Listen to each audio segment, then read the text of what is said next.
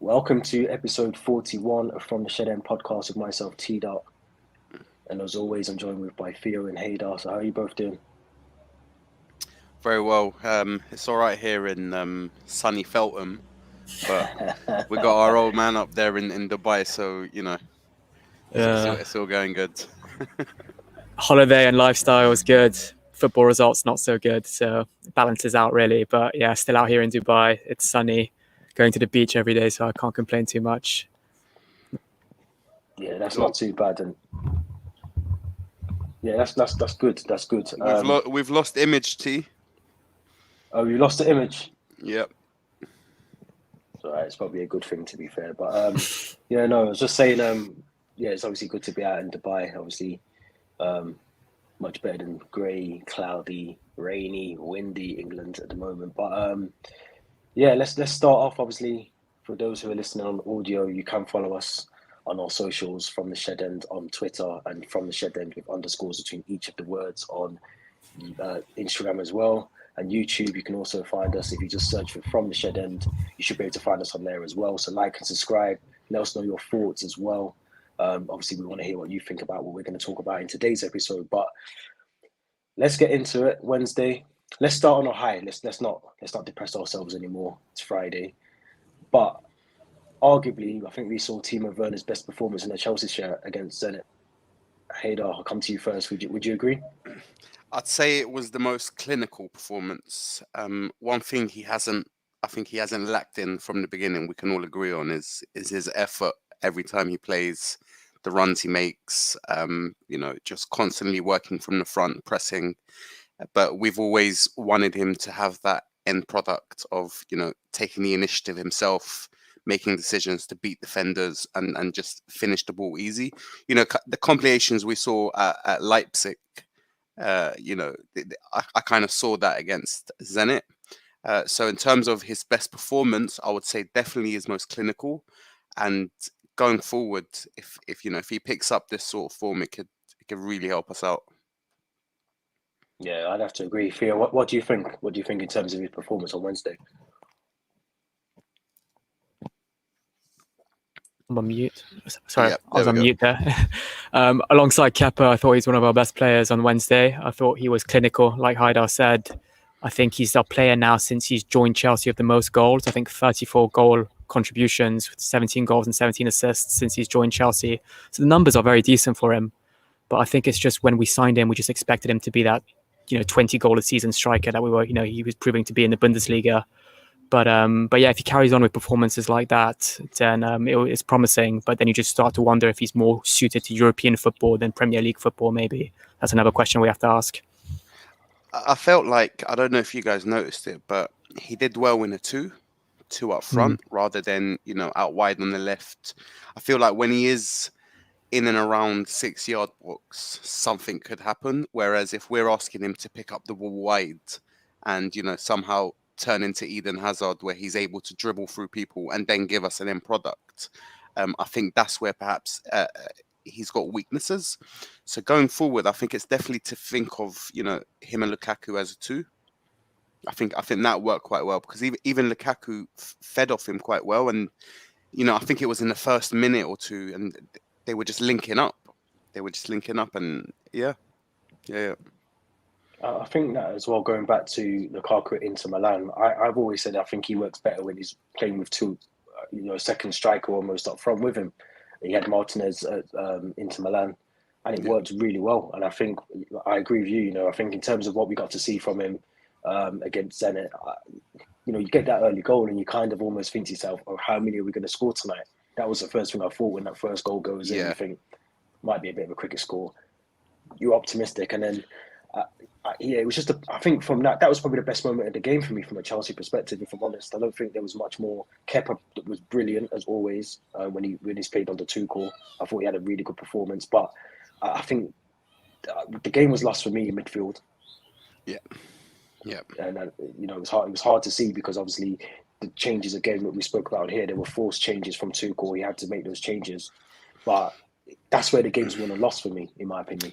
This is sorry to jump in there, but this is what I feel was a criticism of the modern day manager for me, that the flaws in the way they manage comes with if they don't have the exact personnel for a system. Because when they do have, the perfect 11 for a system, it's all good, like when we're all fit and we've got Jorginho in the middle, Kovacic, ball carriers, people that battle, people that can pass between lines, then you see that these modern day managers' system, it flourishes. But the second, and we are hit with injuries, there's no doubt about that. There's to have 3 or 4 midfielders, and even Loftus-Cheek got injured before the game started, so that is terrible luck, but it is a flaw going forward, and I think other teams will jump onto that very quickly. If we continue to have these injuries, like you said, T, we lost it in that midfield. We were, we had Barkley playing centre mid for a bit. Saul was on the left. It was very disorganised, and they took advantage of that, and they grew in the game, didn't they? 100%. Talk to me, Theo, about Kepa, because I know you play goalkeeper. What was your thoughts on him? Because, like I said, I thought he was really impressive. He pulled off. So I think they could have been 3-1 up before half time, if we're honest. But what was your thoughts on Kepa? I thought it was fantastic, absolutely fantastic. I think it's his first game probably since around October time when he played against Southampton in the Cup. And, as a goalkeeper, when you don't get, it's a bit like not as much, but similar to an outfield player. When you don't get much game time, you're on a training pitch, you wait out one game, you want to prove yourself to the manager that you can be in this first team. And for me, he took his chance, and he probably, now Tuchel's got a dilemma, whether to play him against Leeds. And I think he does deserve a chance to play against Leeds in the Premier League. 3 standout saves for me against Zenit, the 2 1-on-1s which he shut down really well, particularly I think the second one where he stuck his hand out and prevented the player to kind of get above his body.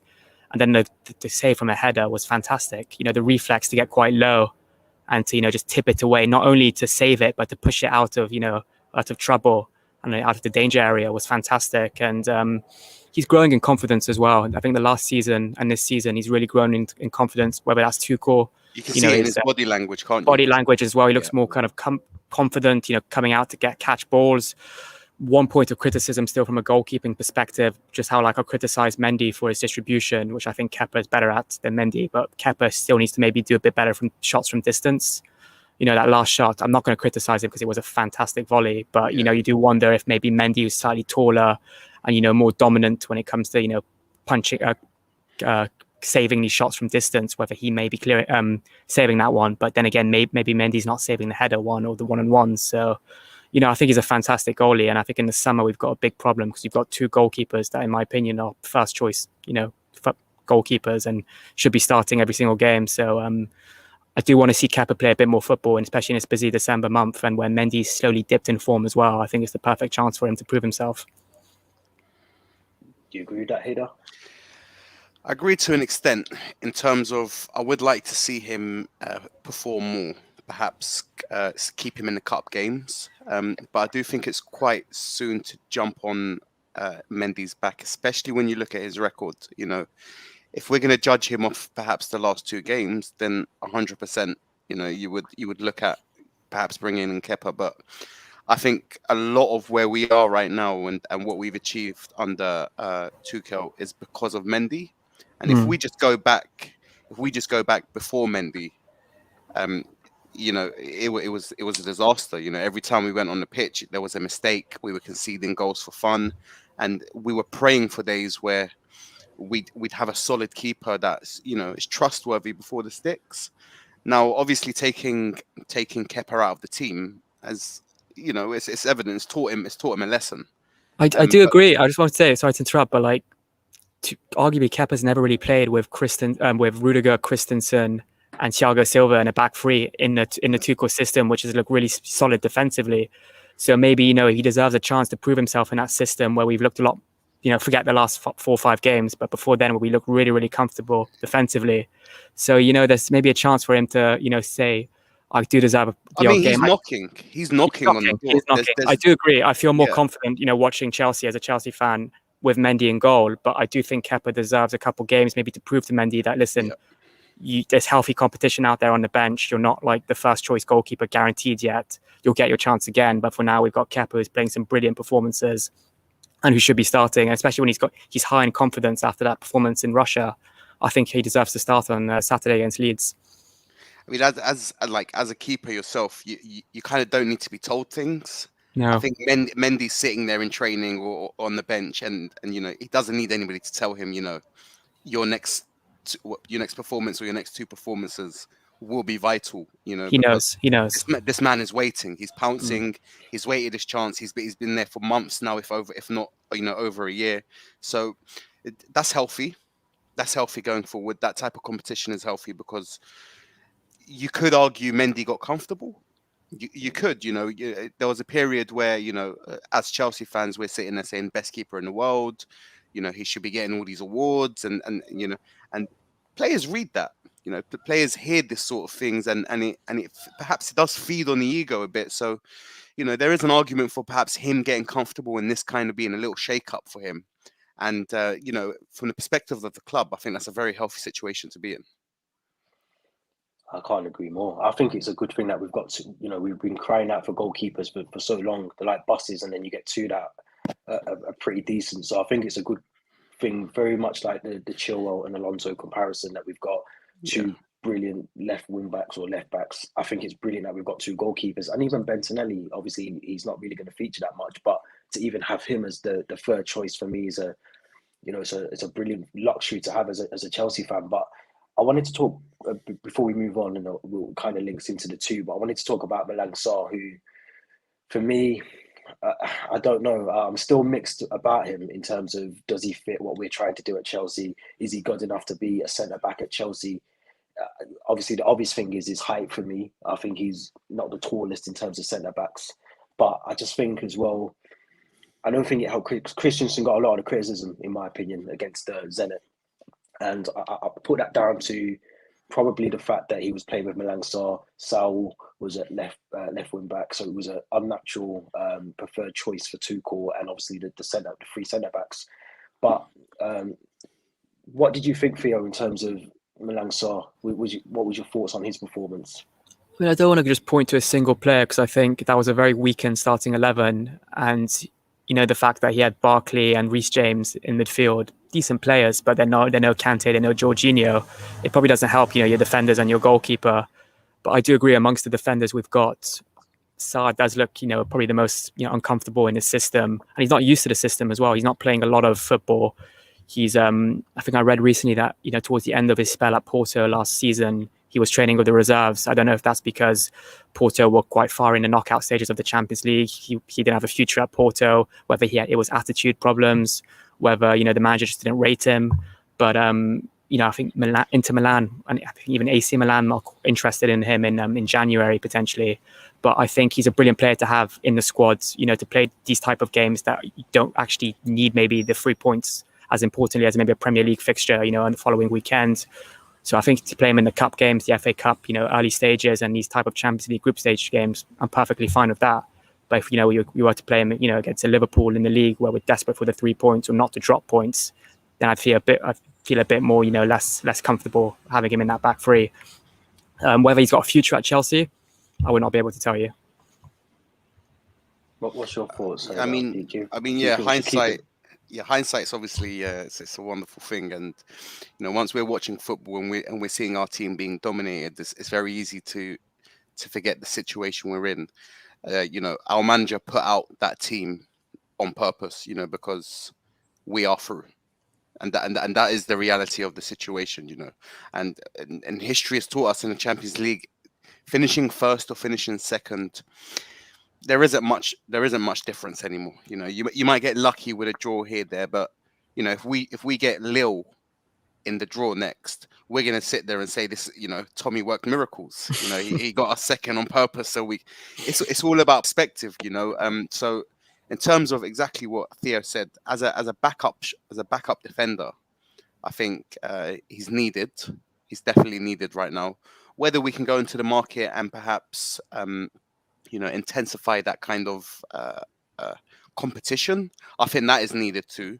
Because if I'm Rudiger right now, or I'm Thiago Silva, or I'm Chalobah, I will be thinking, he ain't taking my spot. He's not taking, and that's not good. You know, because we're just talking about the keepers right now in terms of competition. So even for backup, you would like to have backups who are challenging, who are pushing, and not just, you know, comfortable with being thrown in once we've qualified for a game or you know, in a cup game. So going forward, he looks sloppy. Let's be real. He looks very sloppy. He looks like, you know, his concentration levels. He reminds me of Rudiger in the Lampard era. Mm. Yeah, exactly. You know, it's just very erratic, Clumsy. clumsy, not very calculated. You know, he's not sitting there planning, you know, the play, and yeah, that can come down to, you know, growth. That can come down to, you know, personal skills. But I think going forward, I would replace him. To answer that, I would replace it. I can't see him cementing a spot in our defense for 2, 3, 4, 5 years to come. I wouldn't mind seeing him have a Premier League loan rather than go to Inter Milan. I wouldn't mind seeing him in a Southampton, a Leeds, That's a shout too. a West Ham. Which West Ham are probably don't need him right now, but you know, a lower league Premier. What do you think of him, T? You like him or? I think he's. I don't think he's a decent enough centre back to be at Chelsea. I think he's, again, arguably very similar to Saul. I think both very good players. I just don't think they're the quality that Chelsea need. And I think, especially with the contract situations that we've got at the moment, in terms of Christensen hasn't signed his deal yet. There's no news on Thiago Silva's. Rudiger looks like he's leaving. Azpilicueta still hasn't signed a new deal. There's 4 defenders there that you potentially, out of those 4, might, even if you lose one, and worst case, that's Rudiger, who is more likely out of the 4 to go. You still need a very good centre-back to replace Rudiger. And you need someone who's going to come in. There's talk about Wesley Fofana still. Not a bad shout, but is Malang Sarr that sort of player that you would, if we didn't sign one, would you then trust Malang Sarr to play week in, week out in the back 3? Personally, I wouldn't. So I think we have to look at the system as well. You know, we need ball playing centre backs. There's no 2 ways about it. You know, the way we set up is for our centre backs to be completely comfortable on the ball, to be completely comfortable taking 1 or 2 touches and then away it goes, to be completely comfortable to play between the lines confidently. And he doesn't seem to have that. We all watched it. It doesn't seem to have that. He gets nervous. He panics. He'll tend to clear balls rather than, you know, play through lines. And when he does pass, it seems like there was one pass to Barkley where he lost the ball, and it was like he had no right to pass that ball to Barkley, and it put him in a lot of bother. And he lost the ball, and then they countered us. And these are all things that a defender needs to calculate in our type of system. Yeah, I agree. And I think that game on Wednesday was lost, I said, in midfield, but you got to look at the defenders. The defence on that day was another massive factor why we lost. I think Malang Sarr played, I think for the second goal, I think it's a hash clearance from Saul. We don't clear the ball. And I think everyone's in the line to try and get the offside, and then Malang Sarr's playing everyone on side. So just little things like that. I think, you know, like you said about his concentration as well, I think that's been noted a lot of the times when he has had an opportunity to play for Chelsea. And I just think, you know, again, if we lose a Rudiger, I'm not necessarily looking to see Malang Sarr come in and fill that void. Or if he's not able to fill the void, then what is his purpose in the club? If it's just cup competitions and the odd Premier League game, I agree. That's great, but we need someone who's able to step up if we do lose a Rudiger. We haven't technically got that, really. We've got the luxury of Chalobah, who's doing really well. I'd assume Thiago Silva's going to sign a deal, same with Aspi as well. But if we do lose Rudiger, that's a massive void in the way that he's been playing recently for Chelsea as well. So Malang Sarr isn't that player, and if he is just there to win a couple of trophies and play the cup games and the odd league game, then that's great. But ideally, you want someone who, if you lose a player, you want to be able to bring someone in straight away. That's already in the club, that knows the system already, and is up to speed with the game that we're trying to, you know, the formation and tactics that we're trying to play. Malang Sarr isn't that player for me, so it's worrying that, you know, we get into the middle of December and these 4 players can start talking to other clubs in a couple of weeks. And it's the consistency as well, you know, because I think he started against, was it Brentford? He played again. And it wasn't the worst performance in the world. He was decent, actually. He was decent then. It was decent, but, you know, to make it at the level we're asking for him to make it at, you have to then show consistency in your levels, you know, and that's how managers end up trusting you. And again, I think it just seems to come down to him with the concentration levels for me. Be an interesting one to see. Obviously, like I said, you know, a couple of weeks' time, it might be that he's playing week in, week out. If we lose, well, we won't lose the defender in the January, but you kind of see that there's things going on behind the scenes. You know, no one signed those deals yet.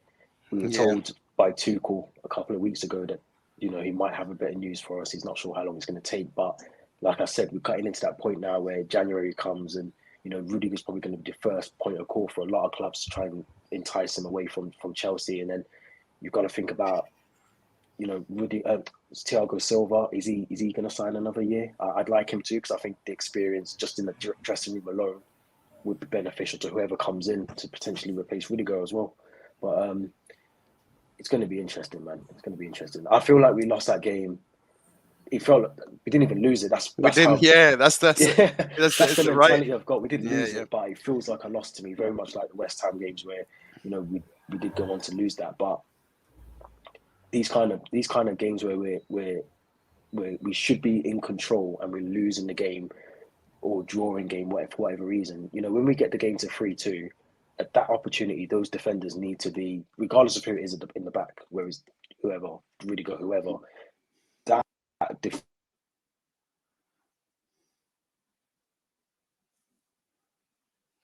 Can you hear us? We can't hear you at the moment.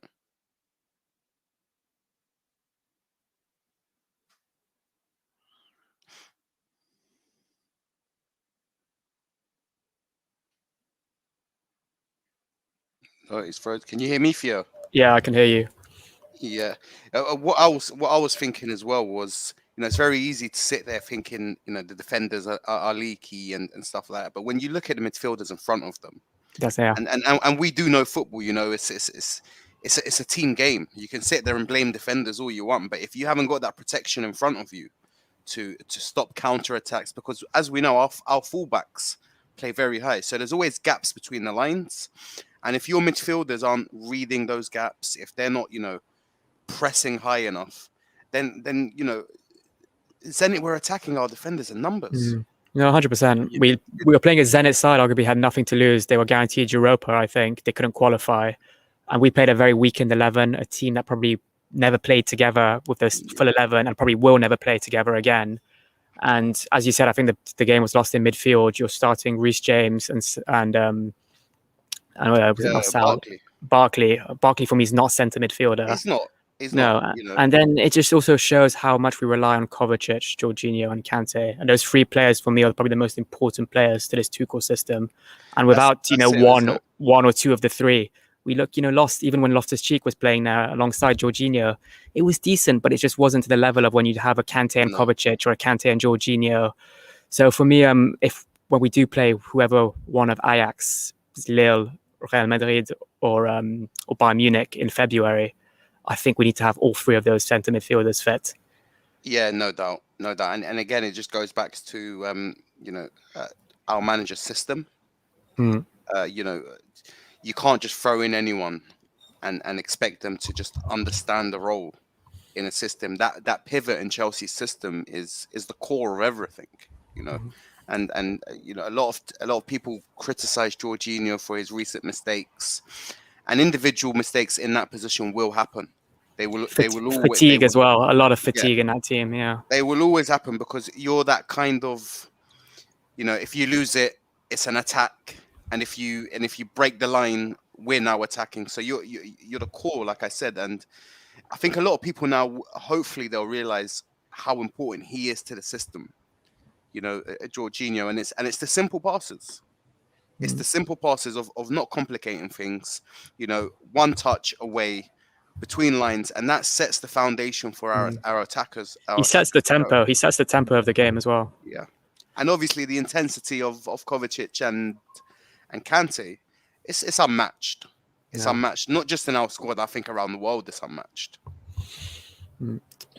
I couldn't agree more. I don't know what happened to my camera there, so apologies. But I heard everything you said anyway, and I agree 100%. I agree with that. But we've got a big game.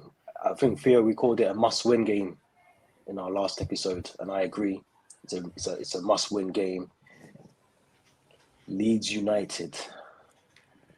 They've got a few players out. I think Patrick Bamford's injured. Phillips is injured as well. Is he not back, Bamford? No, he got injured in his previous. I think he scored and then he came off. So I think he's got like a thigh injury or Okay. some Was sort it of the strain. celebration or something? He got injured in the celebration. Or something? Possibly. I wouldn't be surprised, to be fair. But I know Liam Cooper's, I think, out as well.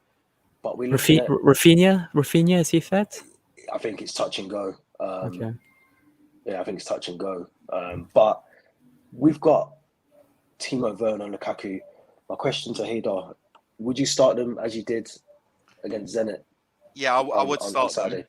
I 100% would start them together as a two. I'd go with three in the middle of the park because I think we do kind of need that insurance now of for the defense as well.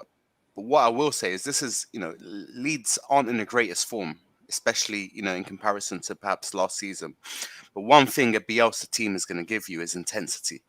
And we all know that, and that's going to be a big challenge for our midfield because one thing they're going to do is they're going to look at us and they're going to say their main boys aren't in the midfield, so they can be got at, and if you sprint at these guys the way that Leeds sprint and their workaholics and their intensity, they're going to think that there's something there for them to take. So for me, it's less about who we may put up front, but that midfield for us against Leeds is vital. And that's where, again, it might be similar to Zenit game, but that's where we're going to win or lose that game. I think a question which Thomas Tuchel might be answering as we record right now, but just in terms of that midfield, obviously you'd expect Jorginho to potentially come back into there with probably Saul alongside him. And Theo, I know we've sort of said in the past that it's a tricky one with Saul because when he plays, he doesn't look like he's fitting into that Chelsea system at all. Who would you have there if you had the option that Jorginho comes back in? Who would you put next to Jorginho?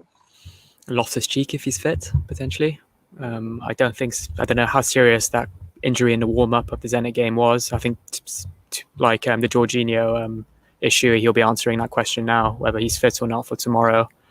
But let's say he's not fit and Reece James. Let's say who's not fit? What, Loftus-Cheek? Yeah. Okay. I think I'd start either. I don't mind seeing Saul again. I think he's getting more game time now. He's building momentum. Theo, come on. No, come on. Really, like he's terrible.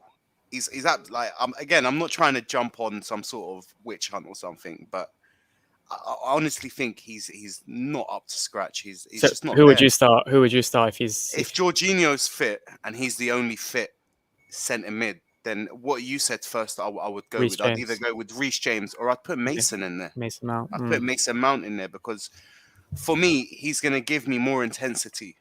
And again, we need to go back to the team we're playing and set up to the team we're playing because I think it's arrogant of us to just sit there and say we're going to go and we're going to play with our personnel and they have to just, feed off us because teams are going to learn. If you look at West Ham, it was their intensity that beat us. They didn't outplay us. They didn't play better than us. It was just from minute one. Yeah. From minute one till the end, it was just high intensity. And I think when you look at players in our team, Reece James, Mason Mount, comfortable players, and they're less likely to be intimidated. They're less likely to be bullied. And I think Saul, in the first 5 minutes, if he gets a couple of challenges, that's it.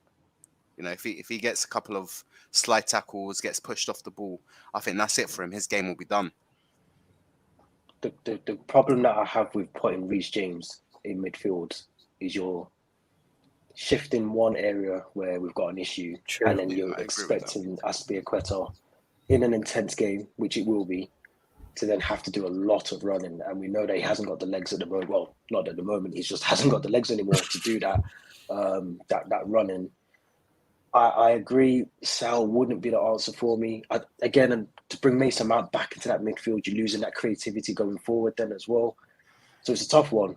Personally, I don't want to see Sal because I think he's had options in there. And I think if we put him in there, he will get bullied in that midfield. If you have an And opposition that worries me. midfielder now, or you're Bielsa in that changing room, and you see Saul in the Chelsea lineup, Oh, you're rubbing your hands. 'Cause you're you know gonna that grab your centre mids and you're gonna be like Yeah. all over him, boys. I want a Yeah. firm challenge in the first 20 seconds, be in his ear, rough him up, just unsettle him, and it's and it's a risk. It's a huge risk, because if we end up losing this game or we end up drawing this game, we're now looking at a bit of Top bad four. form turning into something of an issue. Yeah, it's true. It's true. I think it's going to be difficult because who else can you play there apart from Reece James or Mason Mount? Who do you look at? Is One of the- Chalobah injured still? I think he'll I be think injured so. still. I think I he'll was still actually- be injured. I was reading on Twitter this morning, there's a chance that if our midfield injury crisis carries on, we might recall Billy Gilmore in January. Just about to ask that. Yeah. That's my next question. I think if we carry on with these injuries, in fact, forget the injuries. I think that should be an option. I We've think got a after long we've season to seen, go. because a month or so ago we said, well, I know Theo was a advocate of that's the Adhan, yeah.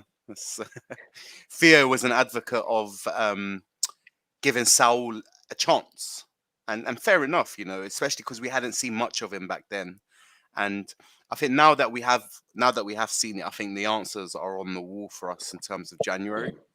I don't think there's going to be some sort of miracle where he turns into, one of our best players. So I'll definitely look at recalling Gilmore rather than Gallagher. If we haven't seen anything from Saul at the moment, that sort of even a glimpse of what he might have. To be given his credit on against Zenit, he did get forward. He did have a couple of shots. He did impress me a little bit for 5 or 10 minutes, but I expect that when he's playing left back. If we're putting him in midfield and he's not doing it and he hasn't done it, it worries me. And he worries me because he picks up, he does a lot of fouling as well. And that's the kind of game where if you get sent off and you've got 10 men and you're playing a Leeds team that are love to get forward. Doesn't that tell you something though, that his supposed natural position is centre mid, and we're completely short in that position, but the manager is playing him out of position. That's a big sign for me, because he's trusting an attacking midfielder in Ross Barkley, who isn't a defensive midfielder. Let's be clear about that. Nor has he ever played there in his life. And yeah, Reece James, we're lucky that we have a player like him who is so versatile, but again, not his natural position. And you're choosing two players who don't normally play there over someone who, that's his preferred position. That shows you where the manager's mind is with him as well, and how he can't be trusted in that midfield. So we're all in favour of getting Billy Gilmore back in January. Yeah. I think that's got to happen. It's a shame for Dean Smith, because I like Dean Smith as a manager, but we got to put Chelsea first above Norwich, and they're down anyway, so who cares? And he's a ball player. Yeah, he's a ball player. He 100%. might not be a lot of things, but he's a proper ball player, and I think he might even add to our team. Honestly, it wouldn't be a bad idea just to get rid of Saul and bring back Gilmore, because technically you're not losing out.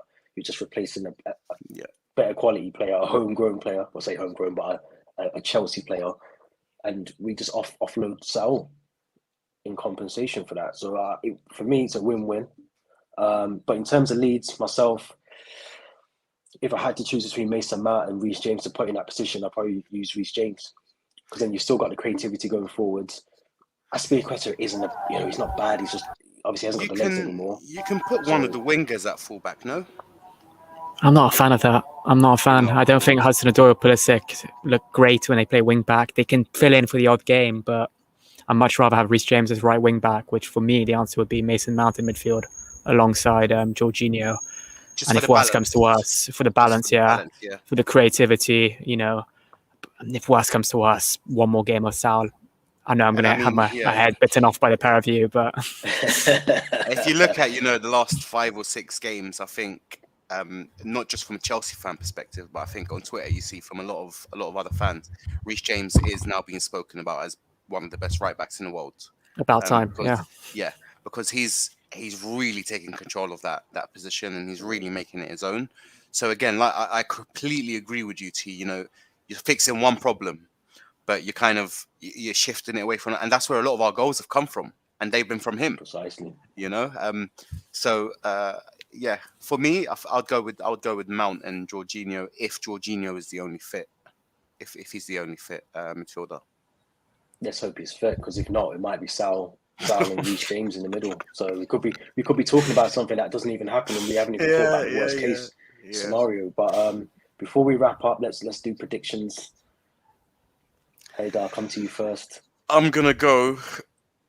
Before it would have been a 0 because of our defense, but last few games, you know, we've unfortunately just been a bit leaky. So I'm gonna go for a comfortable 3-1. That's for me. I think, yeah, exactly like Haydar said. We look leaky at the back now, so I think it's going to be quite a close game. I think I'm going to be 2-1 Chelsea. I'll still back Chelsea, but we will concede, and if anything, I think we'll concede first, maybe. Yourself? I think it's going to be 1-0. I think it's going to be 1-0. I think tight, edgy affair. I hate 1-0 games. Yeah, so do I. I think it'd be a very close. And to be fair, I was going to go 1-1. I don't think if we draw, it depends on the team and it depends who's in midfield. But I think if we can just get a 1-0, early 1-0 victory and then proper defend, then I think we should be able to see that game out. And I think if we win the game, it will build on momentum for us to be able to then go forward. And it'll be nice to see us. I know Tommy Tuchel after the Zenit game, he said something which stood out to me, and it was we lacked aggression in our attack. You know, once we conceded, it was just kind of, okay, guys, let's just Or even when we went 3-2 up, it was like, okay, guys, let's just kind of sit. And it's nice to see that he wanted us to go for it still. And that was the kind of core of his system, that kind of aggression going forward. Don't worry about the back, because they can't attack us if we're attacking. So it'd be nice to see a real dominant display on Saturday. Can I add one final question? Obviously, the draw for the Champions League is on Monday. Who do you want and who do you want to avoid? Lille, Real Madrid. I'll take anyone but Bayern. Honestly, okay. And that's not being arrogant. I think we've got Real Madrid's number. Ajax, it's Ajax, right, as well? Yeah, Ajax. Ajax and Lille. I mean, if we're talking about being a big club and you know, having big ambitions, they should be wins. They should be comfortable wins as well over 2 legs. Sebastian Haller, though, he's looking like the best striker in Europe right now. Yeah. But I mean, I watched the Bayern Barca game, albeit Barca terrible, a very weak Barca team, but you know that intensity of Bayern Munich. It's sometimes it gets a bit too much, and it's from all angles. You got the right wing, left wing, midfielders, strikers, defenders having pops, and I think sometimes that can, you know. Yeah, so just avoid Bayern for me. By you, T. I think. Do you know what? I think in the Champions League, it's anyone's. Especially when you get to this stage. I obviously want to avoid Bayern, but if we get them, I'm not overly worried. We tend to turn up when we need to turn up, if that makes sense. We don't just bottle games. I can't really remember the last time we bottled a game, especially in the Champions League. So yeah, anyone. Obviously, I wouldn't mind playing Ajax. Ajax would be one that I'd like to get out of the way. Away trip to Amsterdam. Well, there you go. Exactly. See you there, boys. But if it was, obviously, like Lille is the obvious kind of easy pickings, if that's such a thing in football, but they'd be my first choice, and then obviously Bayern would be the back end. But I think even if we had Bayern, I think we'd give them a game. I think Thomas Tuchel would be up for it even more than the Chelsea. Yeah, they're probably more scared of us than we're scared of them right now, if anything. All 4 of those teams. Yeah, on that point though, you do have to think as well, because we're champions of Europe. Whoever we play, they're going to want to prove a point. You know, we're turning up to anyone's back garden. We're turning up as the champions of Europe, and for anyone to have, you know, a victory over us in the Champions League, they're going to be highly motivated. Whoever it is going to be extremely motivated to play us, and we have to take that into account this season. Yeah, and one thing that does scare me slightly about Lille is them being a smaller team. If they were to play us, they'd have nothing to lose, and they probably would, you know, play like a great game of football, and they were decent in the group stages. They had arguably quite a weakened group of, I think, Wolfsburg, Sevilla, and Salzburg, if I'm not mistaken. But yeah, I think all 4 of those games are tricky in their own way. I'd want to avoid Bayern and maybe, like we said, play an Ajax or Lille. You've got to remember though as well. You look at last season's run into the final. Look at the teams who played then, and the other fan bases never gave us a chance. They never said, we would beat Real Madrid. We weren't going to beat Atletico Madrid as well. We weren't going to beat City in the final, and we did all of that. So I think in those games, it's just who wants it more on the day. I think, we could play the lesser team and end up actually getting thrashed 6-0, but play Bayern and beat them 2-0. That's it. And beating big teams, it breeds confidence. If for example we were to play a Bayern Munich in the next round, and we beat them, let's have it straight. Every single person will be saying we're favourites for the Champions League. And that will breed 100%. Confidence itself. So, it's about having faith in the players, faith in the squad, and not fearing anyone. Not fearing anyone except West Ham. That's how we're going to end the episode. But for those listening on audio, you can follow us on our socials. On Twitter, From the Shed End, just search for us on there. Instagram, From the Shed End, with underscores between each of the words. We've got a competition running on there at the moment, so make sure you check that out as well. And on YouTube as well, you can follow us. Just search From the Shed End, and you should be able to find us on there. So comment, like, and subscribe. Let us know your thoughts on our episode. Do you agree with what we're saying? Should Saul Niguez get out of Cobham and go back somewhere else? Let us know your thoughts. And what about Mendy and Kepa? Because we've got a very good luxury of choices there in the goalkeeper department as well. And who should we get next in the next round of the Champions League? Last 16, is it? Last 16? Yeah. Last 16. So this has been episode 41 From the Shed End podcast. Theo, Haidar, as always, thank you for joining Pleasure. me. It's getting a bit dark there, Theo, so whenever I get back. I'm having to mute myself because there's the call to prayer going on in the background as well. Well, enjoy the rest of your holiday anyway, and I'm sure we'll definitely, man. catch up on Sunday. But Sunday, he's back Sunday. You can't wait to come back. Yeah, you can see the smile on my face right now. But thanks everyone for listening, and we'll be back next week with another episode of From the Shed End podcast.